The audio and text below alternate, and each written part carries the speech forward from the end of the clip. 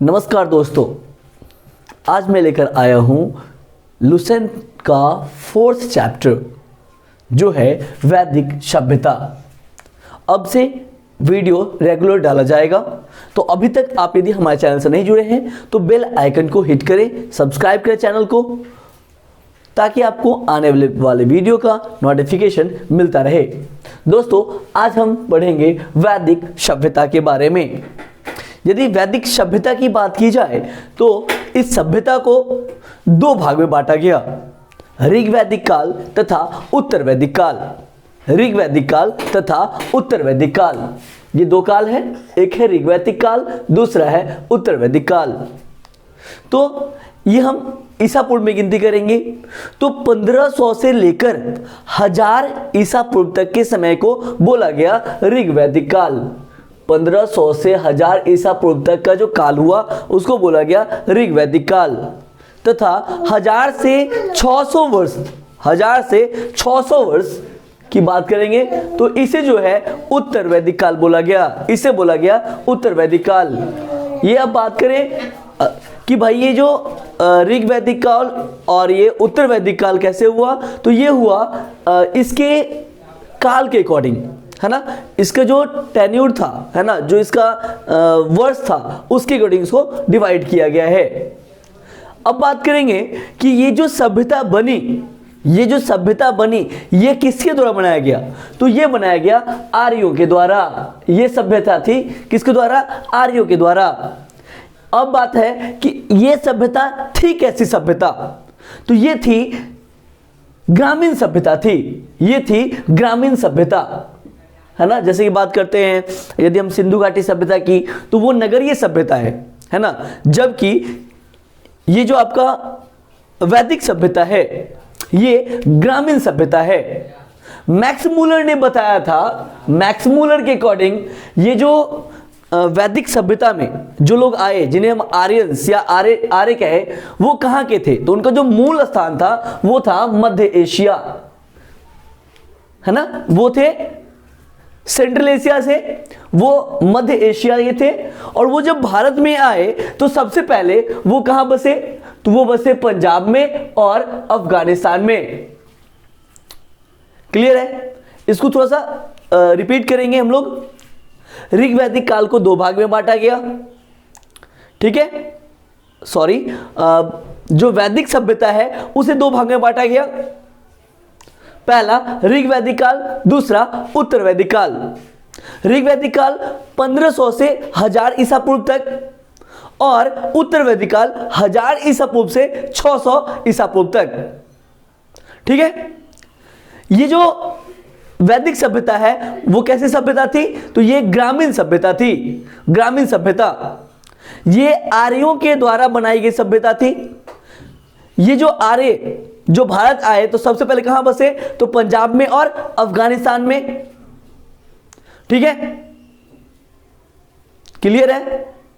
अब Max Muller ने बताया कि ये जो आर्य थे ये कहां से आए थे, तो मध्य एशिया से आए थे, ठीक है। अब हम लोग देखेंगे ये जो आर्य, जो इनका जो प्रशासन था उसका इकाई क्या था, कैसे वो अपने समाज को चलाते थे, क्या इनका प्रशासनिक इकाई, तो सबसे छोटा जो प्रशासनिक इकाई है वो है कुल, है ना। इसमें क्वेश्चन एग्जाम में पूछे जाते हैं कि सबसे छोटा इकाई कौन है, तो कुल, ठीक है। दूसरे नंबर पे ग्राम, तीसरे पे विश्व, जन और राष्ट्र, ठीक है। कुल, ग्राम, विश्व, जन, राष्ट्र, याद रखेंगे, कुल, ग्राम, विश्व, जन, राष्ट्र, 5 हो गया, ठीक है। कुल, ग्राम, विश्व, जन, राष्ट्र, तो ये हुए आपके 5 प्रशासनिक इकाई है। तो यहां पर ग्राम के जो प्रधान हुए उन्हें ग्रामीणी कहा जाता है, विश्व के प्रधान को विश्वपति और जन के प्रधान को राजन।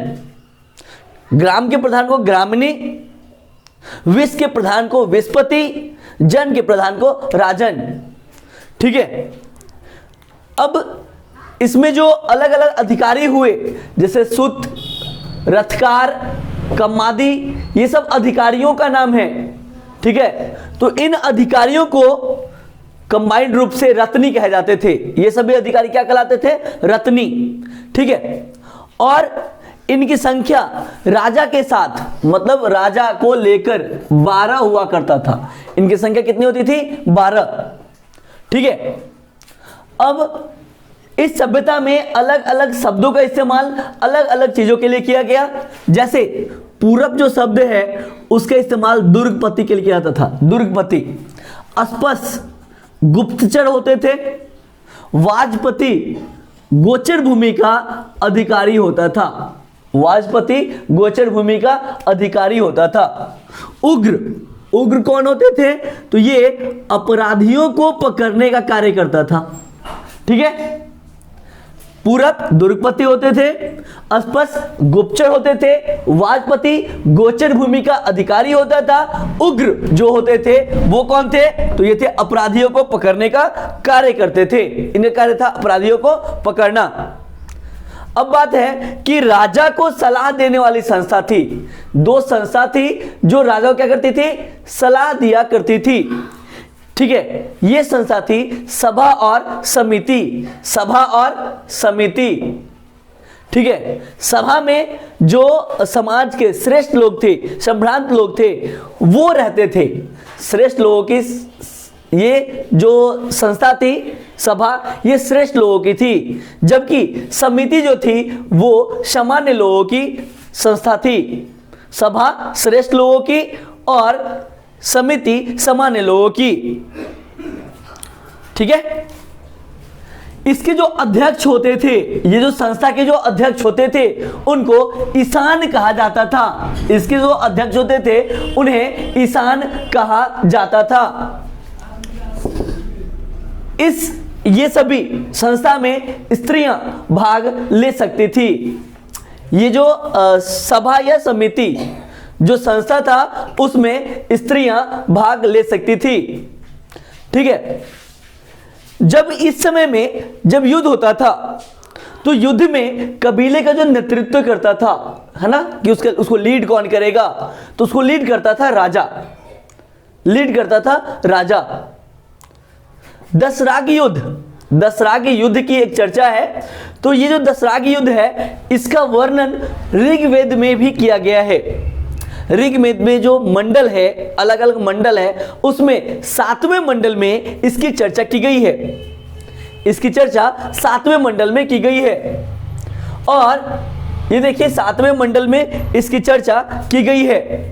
ये युद्ध सुदास तथा 10 जनों के बीच लड़ा गया था। दशराग युद्ध की बात करें तो ये युद्ध, दशराग युद्ध की बात करें तो ये युद्ध जो है सुदास और 10 जनों के बीच हुआ था, जिसमें सुदास की विजय हुई थी। मतलब सुदास जीते थे। अब बात करते हैं कि युद्ध जो है, युद्ध के लिए इस समय में एक शब्द का यूज होता था जिसको बोलते थे गविष्टि, है ना। वैदिक सभ्यता में युद्ध के लिए एक शब्द का इस्तेमाल होता था जो था गविष्टि। गविष्टि का अर्थ होता है गायों की खोज, गायों की खोज। अब बात करते हैं ऋग्वैदिक समाज जो है, ऋग्वैदिक समाज जो है वो मतलब व्यवसाय पर आधारित था। जो लोग जैसा काम करते थे, ठीक है, उसके अकॉर्डिंग हमारा समाज डिवाइडेड था, बटा हुआ था। ठीक है, और इसको 4 वर्णों में विभाजित किया गया था according to their job, profession. ठीक है, मतलब वो कैसा काम करते थे उस काम के अकॉर्डिंग हमारा समाज विभक्त था। जैसे ब्राह्मण, क्षत्रिय, वैश्य और शूद्र। ठीक है, ब्राह्मण, क्षत्रिय, वैश्य और शूद्र। तो इसका उल्लेख जो है, इसका उल्लेख ऋग्वेद के 10वें मंडल में किया गया है। ठीक है, इसका जो उल्लेख है कि भैया ब्राह्मण, क्षत्रिय, वैश्य और शूद्र, तो इसका उल्लेख कहां किया गया है? ऋग्वेद के 10वें मंडल में पुरुष सूक्त है, उसी पुरुष सूक्त में इसका वर्णन किया गया है चतुर्वर्ण बोलकर। ठीक है, अब अगले वीडियो में हम लोग वैदिक सभ्यता को समाप्त करेंगे। तो आप अभी तक हमारा चैनल सब्सक्राइब नहीं किए हैं तो चैनल सब्सक्राइब कर लें ताकि आने वाले वीडियोस का नोटिफिकेशन आपको मिलता रहे। दोस्त, आपको मैं बताना चाहता हूं कि आप अब ये रेगुलरिटी बनी रहेगी, ठीक है। तो आप हमारे चैनल से जुड़ जाएं यदि आप चाहते हैं लुसेंट को कंप्लीट करना। धन्यवाद।